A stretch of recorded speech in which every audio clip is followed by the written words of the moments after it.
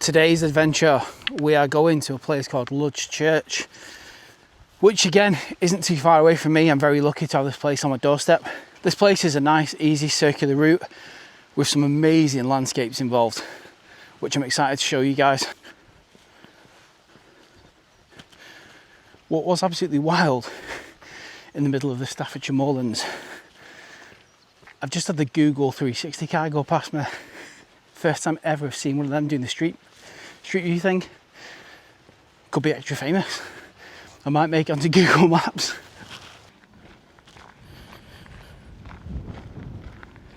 This place is easily one of my favourite local hikes to come and do. Coming here, the school holidays, any public holiday, weekends, it's normally absolutely rammed. So the evenings for me are the best time to come, or if you're lucky enough like me now, first thing on a Monday morning. Hopefully I've got a place to myself, but we shall see.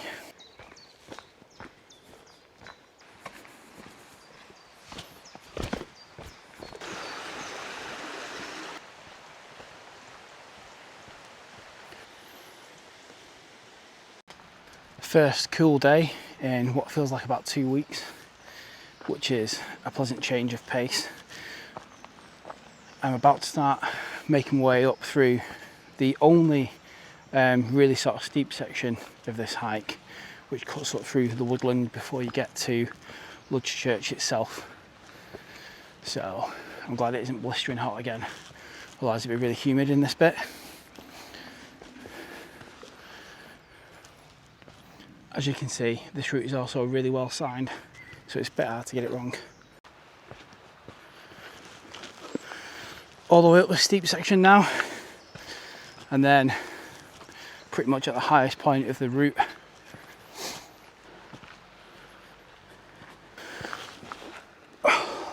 Back to pick it up again. This is one of those nice easy routes where if you're lucky enough like me to be able to lead groups in the outdoors, this is a good one for if the weather's bad. Most of it's under shelter through the forest, and Ludge Church itself obviously is really interesting. The other thing that I would say, which is a real shame about this route, with it being so accessible, I've only been walking for 28 minutes and I've picked up loads of litter that's just been left around. If you're going to come to these places, please don't be that guy or girl or group. Just take your litter home, otherwise you ruin it for everyone. Man, although it's cooled down, I am sweating. Just want to also say a big shout out so far to everyone that has liked and subscribed to the channel and are helping it grow. My aim is to do plenty of content, plenty of hikes, kit reviews, time in the outdoors, wild camps, all that good stuff that people like to see. So I shall keep it coming and hopefully keep you guys happy.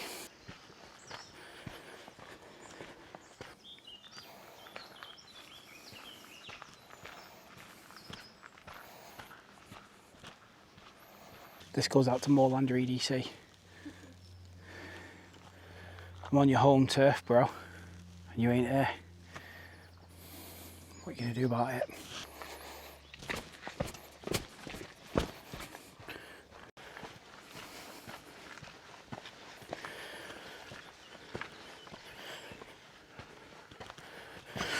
Whoa! Almost properly stacked it, then coming back to the camera. Would not have been good. Especially right before I'm due to start the coast to coast. Getting an ankle injury would have been a bummer. You can tell this place has got really busy recently as well, because they've put up loads of signs to stop like path erosion through the forest. Loads of these, which is a good thing, but also a real shame.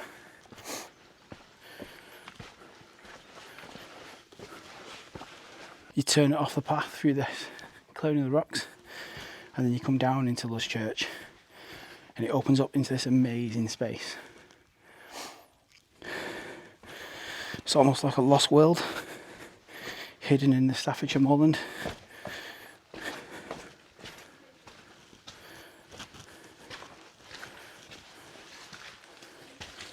and then we're in Lodge Church.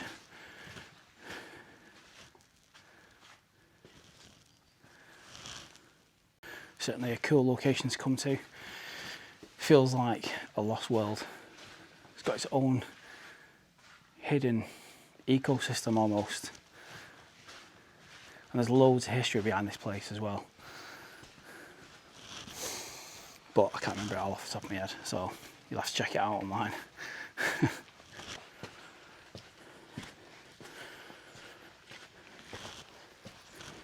If you're yet to visit this place though, I highly recommend coming and checking it out.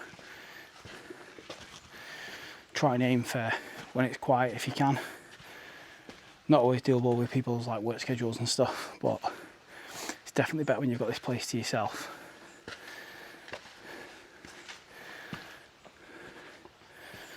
Like I said, I'm very lucky to live not that far away from here, about a 25-minute drive.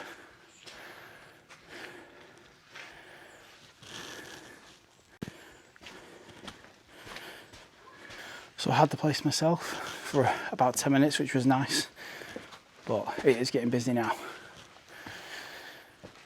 which again isn't a bad thing. It's great seeing people in the outdoors.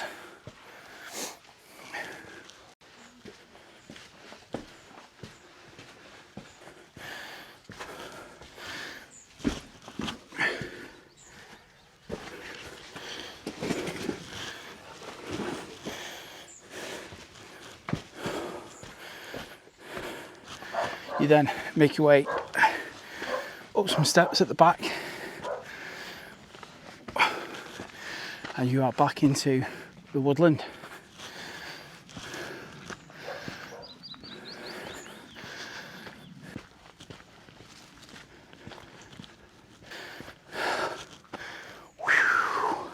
From the car, through the forest, through Lust Church, 50 minutes. So it's not a long walk, and that's including all the time I've done for stopping and filming and picking the camera up and all that sort of stuff, so it can be done pretty quickly.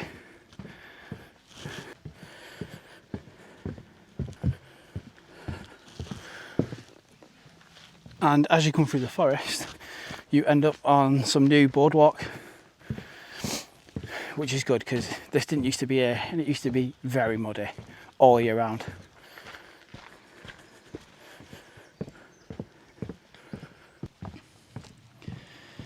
I thought I'd take a minute to show you the pack that I'm using today.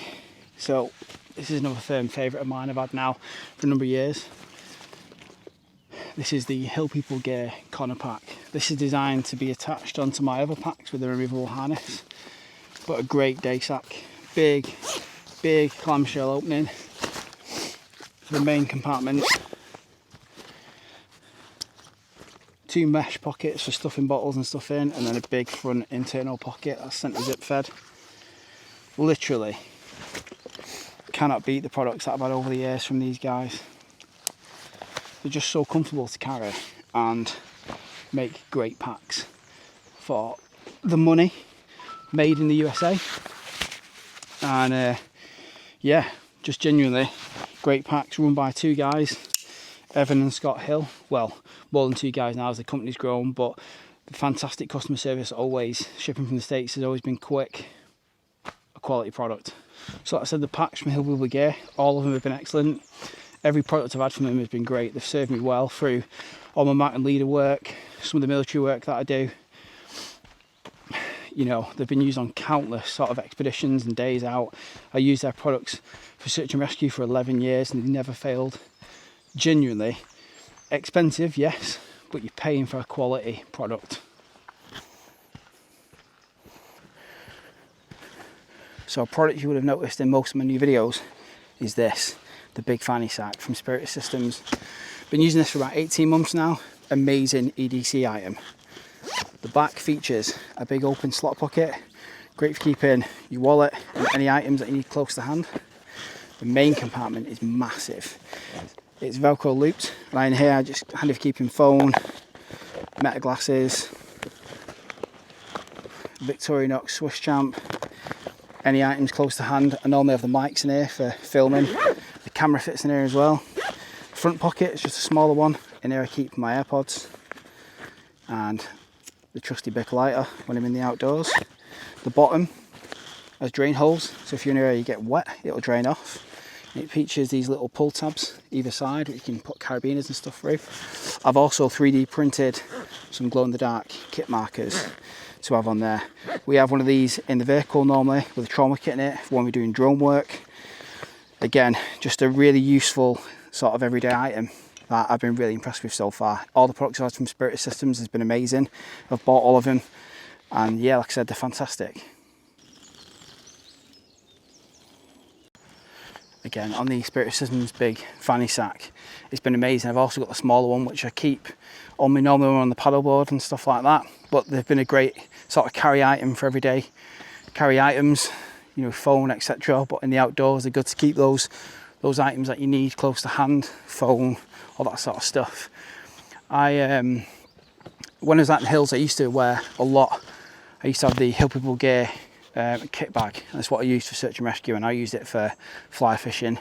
I'll still use it in the hills every now and again, but for shorter hikes, I found that having just a small sort of front carry pack, whether that be a fanny sack or a small chest rig, has been really helpful for keeping nav items and all those little bits. So if you've not tried sort of carrying any bits in your outdoors like that, highly recommend. And again, for those who are using cameras and stuff like that to film any content for themselves or for anyone else, really handy. Like this Osmo Action 6 setup that I've got, I can pull it all apart and it all fits in there as well, so they're great. No doubt you're going to see loads more of me with that product. Just making my way back out through the other side of the forest now, and we'll end up on the same path that we came up to get to Lord's Church. We then go down that one and we take a slightly different route and we walk along the river. But again, I've only been going for, you know, an hour and 15 minutes, and it's been great. It has got very busy now though on the trail, so it's been made filming a bit more difficult. But again, one of those challenges that I've just got to kind of adapt my content to, I suppose. So with the content of kind of like kit and gear reviews and all this different equipment I use for the outdoors, drone work, mountain leader stuff, I will do gear reviews, but I'm still figuring out how to do it. I don't want to do the standard sort of video that everyone else does, because I think everyone's getting, you know, probably a bit bored of that sort of format, and it's a really saturated space. So bear with me, but they are coming because people keep asking for them. On sort of gear reviews as well, one thing that I was asked for, which I am going to do for you guys, is run through the microfight chest rig setup that I've got for when I'm doing UAS work, so unmanned aerial system work. I do a lot of that now for my day job, whether that be in an operational role or a teaching capacity. Yes, I'm a civilian, I'm a veteran, but I work still in that military space, and there's been a big ask for me to show people that current setup. I'm working with another guy at the minute, Buzz Drones, quite closely, so give his channel a follow. But that equipment I think will be pretty cool for you guys to see, and it's something that I can show. And the product is amazing.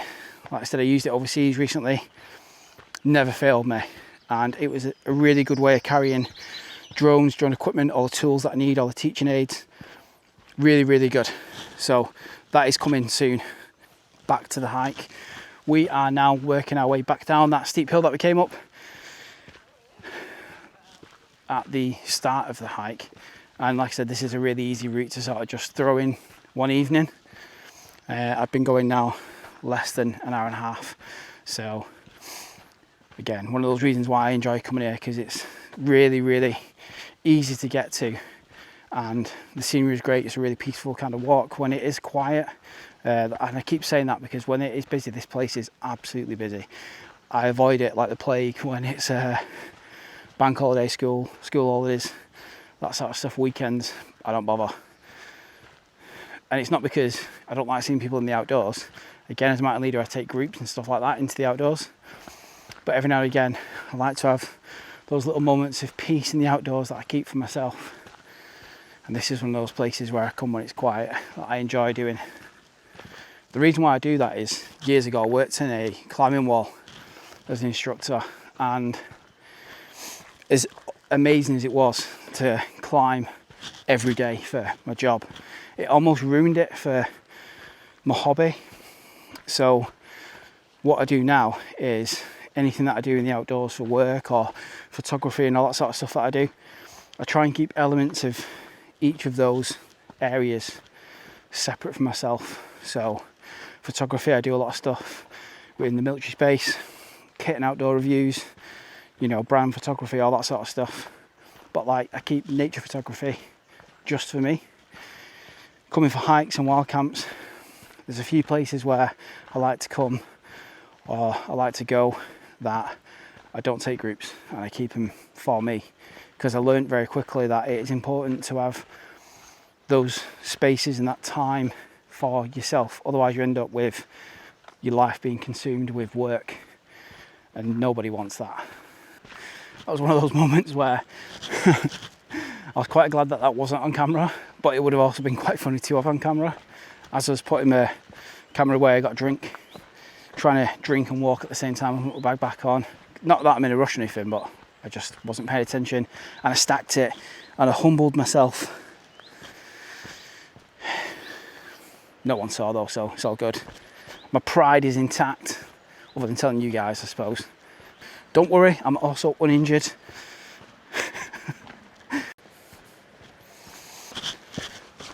Forever back into the sacrifices that us sort of content creators make. Add miles and miles and miles onto the journey going to and from the camera, but it needs to be done. Everyone loves the B-roll.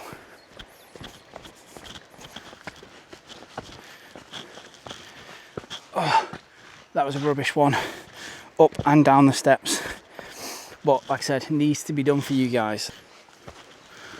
Up and through the wall.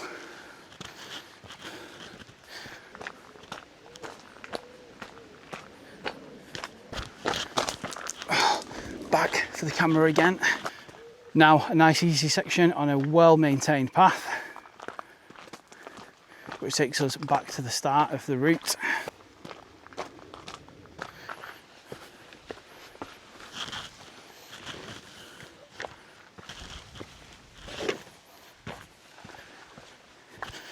Mustn't forget you. What's great about this route as well is at the end, if you do it the way that I've done, there is a really good cafe that does very good coffee and a selection of cakes and stuff like that, which is a nice way to end the hike. I'm not doing that today though, sadly. That is the Lodge Church circular route done. About 5k, nice little adventure, a good time in the outdoors, great location to come and see. Thanks for joining me, and I will see you guys on the next one.